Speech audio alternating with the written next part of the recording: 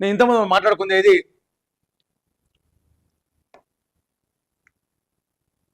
నేటి నుంచి మహాజాతర వేడుకకు మేడారం సర్వం సిద్ధం 4 రోజుల పాటు జరగనున్న జాతర 2 కోట్ల మంది భక్తులు రానున్నట్లు అంచనా భక్తుల కోసం ప్రత్యేక బస్సులు రైళ్లు భద్రత కోసం 13,000 మంది పోలీసులు 9,000 మందితో పారిశుద్ధ పనులు తెలంగాణ ప్రజలు సుభిక్షంగా జీవించేలా దీవించు తల్లి ప్రజలకు శుభాకాంక్షలు తెలిపిన కేసీఆర్ అని చెప్పేసి కూడా ఒక వార్త ఇక్కడ చూసుకోవచ్చు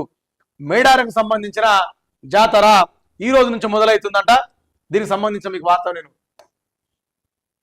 చెప్పే ప్రయత్నం చేస్తా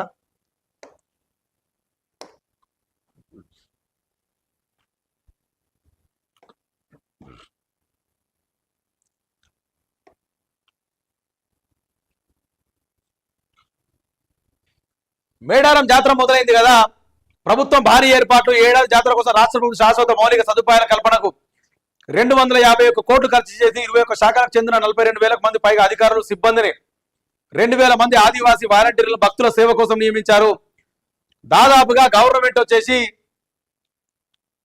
సమ్మక్క సారలమ్మ మేడారం జాతరకు 251 కోట్లు ఖర్చు చేసిందంట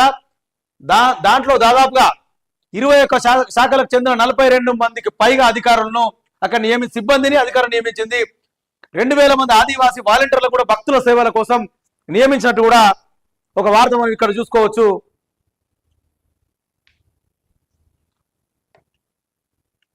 అయితే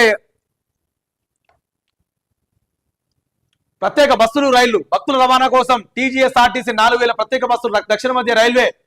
28 ప్రత్యేక రైళ్లు నడుపుతోంది పర్యాటక శాఖ హనుమకొండ నుంచి మేడారానికి హెలికాప్టర్ సేవలను కూడా అందిస్తుందని చెప్పింది కూడా మనం ఒక వార్త చూసుకోవచ్చు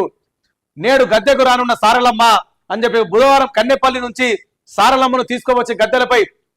ప్రతిష్ఠించడంతో జాతర అధికారికంగా మొదలవుతుంది గురువారం సమ్మక్క తల్లికి గద్దెకు చేరుకుంటుంది శుక్రవారం భక్తులు తమ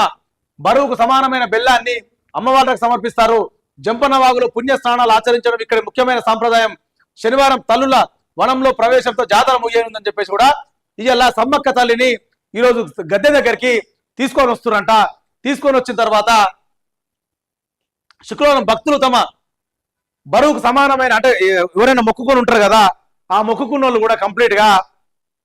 బెల్లం మనం అంటాం కదా బంగారం అంటే బెల్లం సమర్పించుకుంటాం కదా ఈరోజు సమర్పించుకొని మళ్ళా సేమ్ యాజ్ శనివారం రోజు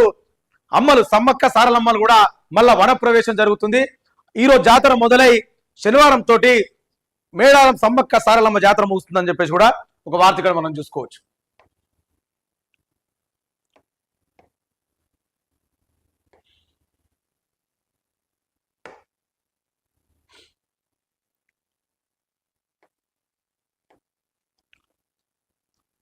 ఇంతకుముందు చూసుకుంటే ఇదంతా